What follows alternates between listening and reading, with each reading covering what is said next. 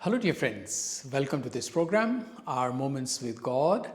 And I will not say our moments with the Word of God and love of God because today I am not going to give you a normal daily reflections on the Mass readings. But you know very well by now that I have interviewed quite a few important personalities on this channel, including bishops. So today I am going to once again interview a personality that you have already seen twice or more often on this channel, the Superior General of the Apostolic Carmel in Bangalore, Sister Nirmalini, who is also the president of the CRI. Earlier she was the president of all the three sections of brothers, priests and sisters. Now, for the second time, she was elected only as the president of women's women's section. So welcome to you, Sister Nirmalini. You are standing here before a beautiful picture of Our Lady, and you are Sisters of Apostolic Carmel. So would you find some similarity in that background picture of Our Lady with Our Lady of Mount Carmel? Thank you very much, Father, for having me here. And indeed, this is a very beautiful picture. And Mary is the patroness of the congregation. And my name is Maria Nirmalini. So it is a devotion to Mother Mary, and there could not be a more beautiful background than this one. Okay. Thank you very much for agreeing to give this interview. I have already interviewed you twice, once about your own congregation, and the second time that you spoke was about the CRI, the General President, and I want to continue from that. In that interview, you had also mentioned about many of the initiatives and challenges before women's congregation. One of those things I remember was you mentioned that a lot of new initiatives have been taken for the women congregations in general, not just for your order, through the Hilton Foundation. And one of them was also about GRC. What is that full form of GRC, sister? GRC is the Grievance Redressal Cell. It's a platform particularly for women religious to be able to share their stories. It is actually come into existence because of various things, various challenges that women religious face in India, with the clergy, with the hierarchy, and hierarchy not just within the church but also within congregations. So it's a platform where sisters can feel safe. It's a safe space that is created. It came into existence on the 10th of December 2022 after a group of members of experts met for long periods of time over 6 months to really give us the process and the procedure for this cell. So this came under your presidentship as you That's became, right. and this was your initiative. That's right. And the initiative of my whole executive team. Executive team of the CRI. Yeah. One thing I noticed as you were explaining that this is a grievance cell for all kinds of abuse in the church, in the congregations, including abuse from the superiors using their power. I never thought of such a thing, that there can be an abuse like that. Yeah. How would you explain that, for example? Would you give an example for our audiences? Well, I think when I say that, let me begin by saying it's a platform mainly for abuse, different forms of abuse, power abuse, spiritual abuse, sexual abuse, or any other form. We women, we are very strong when it comes to carrying out works. But when it comes to sharing our story of our woundedness, it's very hard and very difficult Because we always think, oh, we may be spoiling the name of the church. But then who is the church? We are all part of the church. Similarly, within congregations, it's a new thing, it's just being explained to the members that you cannot really push into the privacy of, say for example, the young people have to write their journals about themselves, their life. It is a good thing if they feel comfortable and they share. But as a superior, I cannot say, no, go bring your journal and I want to read what you have written. That's an abuse of my authority. That's a very interesting insight that you are giving about. So it is that means the old idea that we heard earlier as myself as a novice, that superiors to be obedient to superior because the superiors always express the will of God, we were told. So would you say that sometimes the superiors are not really doing the will of God but are pushing their own agenda forward and could be misusing if they are not aware, I suppose? Well, I can't be judgmental and make a sweeping statement on all superiors, but superiors also are not perfect. I too am a superior and I am not perfect. But what we are trying to raise an awareness that we must learn to respect, to recognize, and to respect the dignity of every human person. After all, that is the message of the Synod on Synodality, that it is inclusive of all, young, old, sick, infirmed, laypersons, the church authorities, it's inclusive of all.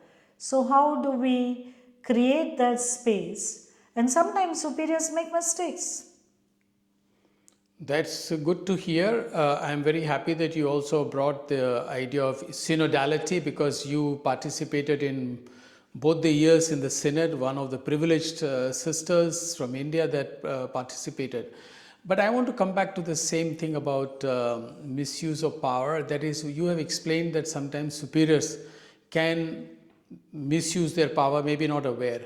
But the other side, those who are being misused, do you think that the junior sisters or young sisters are also aware that there is a misuse of power by authority? What I mean is, how do you think they will come to register in your grievance cell if they themselves are not aware?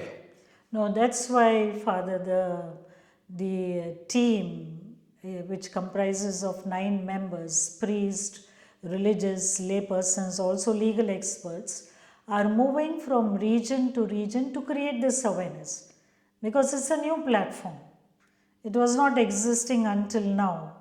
It's a new cell, and the sisters have to be trained how to be aware of their own rights, how to respect their boundaries, and how others should respect their boundaries. It is almost like these minors are taught what is a good touch and what is a That's bad right. touch. Yes. Because sometimes they themselves are not aware what is a good touch and a bad touch. So, in other words, you are going to basically train sisters So we are proposing this training right from the initial stage of formation. That is right from the time the formee enters a congregation, to train them with this education that know your rights basically. It's not so much to fight, but for them to know that they are protected, they are safe in an environment like this, and that there is a place if they feel they want to share their story, there is a place. And obedience, when you spoke of obedience just today has a different understanding. It just does not mean that you push down orders down somebody's throat. That's not going to work today in the modern generation. There has to be room for a dialogue, and may not be just one dialogue, but maybe more talking and listening, again talking and listening, and then coming to a place which is comfortable for both. So, are you in your own congregation as a superior general are providing this kind of space and asking your provincials also to do that? Yes, certainly I have done this training with the provincials and with the formators. So when the formators enter into formation, it's the responsibility of the formator to, create. And it could be also an unpleasant experience with the formator herself and the formee. So where do they turn to? They need a space where they can talk, maybe to the higher superiors or maybe to a counselor. So, sister, this is interesting that you have taken this initiative. Wonderful, congratulations. And that your group members or the core group team members of 9 people are going around training people, making them aware. That is as far as the sisters are concerned, women's side. Yeah. What about, if I may ask a sensitive question, what about making the priests and bishops aware of how they might be misusing their power over the sisters? Because though I am a man and a priest, I have noticed also in the missions how sometimes parish priests or school managers take total control of people, of their psyche, of their finances, everything. How do you make those people aware? I mean, the priests, the bishops in this context. As president of the women's section, I wanted to do this first for the women, but I don't want to leave the men of the church behind. I think it's very, very important, and I think Pope Francis has spoken number of times, and also during the Synod, he has spoken very strongly how during formation, maybe the clergy needs to invite women to, this culture of bringing in women to talk to seminarians, to educate them. So I know of one program that has happened in the Archdiocese of Mumbai, where a team has gone and shared. You mean of women? Team of women? Team of women have shared about such spaces and a mutual respect for men and women in the church. It's not a fight between us and them or women versus men. No. I'm sure the men also have their own share of stories to talk, and maybe there's no space.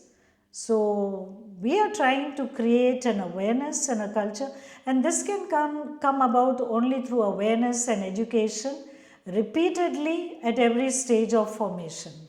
So this cell is then primarily not only for women. Are you saying that it's At the moment it is only for women, but there is a move by the national executive that why not also have what we are trying to create is also at the regional level, and share it with the bishops that you can also have these spaces which are safe, sacred, whether seminarians or young priests for that matter, who are put in distant, faraway rural missions and may not have anyone to help them out in their initial journey, but there is a place where they can talk about. Yeah, as far as I can remember, I think for diocesan priests particularly, I think there is a body which meets and which have, but I don't know how many of them use that.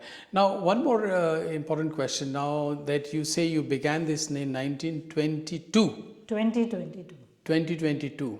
So it's almost now 3 years. Yeah. Are there sisters really coming forward to share their stories, or are they still formed in that old module of formation? Yes. So what would you say about that? You're very right in saying that there are very few sisters who have come forward. We don't go looking for them because one must feel safe and supported and encouraged. But one to one, number of them share their stories with me. As you know, Father, in India, the culture of silence grips the women in society. The whole of Asia is a patriarchal society, and India is not left out of it. So it's very, very difficult for women to really come out and speak. because there is a fear, there is a shame, and sometimes victim shaming. So, and we don't know of the other kinds of, manipulation and threats that go on. So, women generally take a lot of time, but I'm sure as we continue this training and education, they will come to know that, okay, this is a safe place. And how have the authorities, though you are talking mainly about women, Yeah. This will somehow in some way also touch the male authorities in the church. How have they taken it? Do you have any reactions from them, feedback as to how they are reacting to this initiative of Grievance Redressal Cell? Well, I don't have a direct feedback, but I know from here and they always say this is a women's thing, let them do it. But I think it is time, particularly after Synod on Synodality, for church to be transparent and accountable. And that people are no longer going to be quiet. They are going to raise questions, and these questions are important, maybe for me as a leader, maybe for church people, or for anyone for that matter, even a lay person. We have to be transparent and accountable because our life is not lived in isolation. It is lived as all people of God. So, being accountable, wonderful. I think the Vatican certainly is taking more and more initiatives. Pope Francis particularly initiated about this transparency. So, just one more, maybe the last question. Has this GRC cell information also reached the Vatican? Did you in some way had to get their approval, or did not have to get their approval, or has the news reached them? How is the Vatican reacting to if at all? Well, I don't know about the Vatican, and we certainly don't need permissions what we are doing at our local levels. But recently I was at the International Safeguarding Conference at the Gregorian University, Rome, where I was the keynote speaker. And I shared with all members present who came from 22 countries from around the world, and I shared how the Grievance Redressal Cell, and I received amazing response for this initiative. And in fact, I'm happy to share that we have now come about with the second edition after having experienced for 3 years some of the lacunas we felt which needed to be, or some structure to be put in place, and the second edition is just out. And everyone was rushing for a copy from me. And the prefect of the dicastery was present, Sister Simone Brambilla. So now I can say, yes, Vatican knows about it. So you mean to say this is all put down properly in it's a document, and you have come out with an improved version, a second edition. That's right. Which means it is not something that was once conceived and then put into somewhere gathered. It was a new initiative for us too.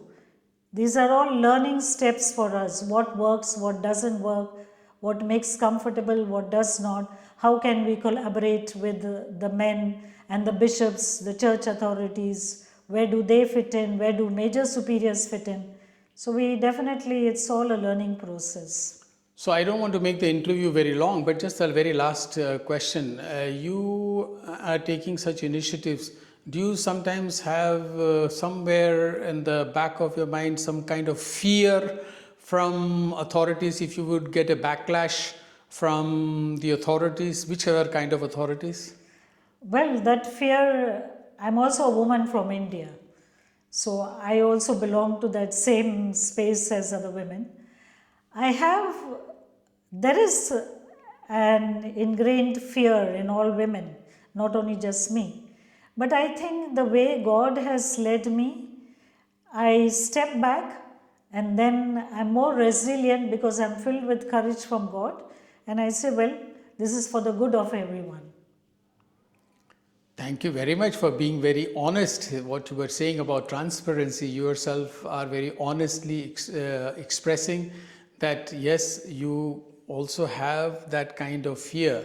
So that's a good and humble confession in a way of saying that you are also like all other women, that you are not a super woman in that sense, but being what you are, you have taken this initiative. I congratulate you and wish you all the very best. Thank you for being available for this interview, which I'm sure will benefit a lot of our viewers, particularly the religious sisters. Thank you very much. Thank you, Father.